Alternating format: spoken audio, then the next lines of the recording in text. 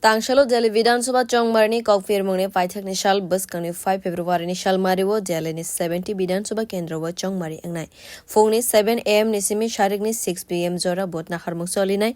Delhi Vidansabha chongmariwo kotor bodol angka BJP Aam Aadmi Party te Congress bodol. Aam Aadmi ni angai batane rogni angka Arvind Kejriwal, Parvez Verma, Ramesh Vidri te Kailash Gehloto khobui governor batane rog. 70 Vidansabha kendra ni bishingo high profile assembly constituency Anka New Delhi Bidhansabha Kendra 2020 Bishiwa Delhi Bidhansabha chongmarini 70 Kendra ni Bishingo 62 Bidhansabha Kendra wa kabangma bot manai kapalai Anka Aam Aadmi Party Avani logo BJP bodol 8 Bidhansabha Kendra wa kapalai Anka tabuk avano naizagnai o chongmari wa saboni bodol kapalai angno.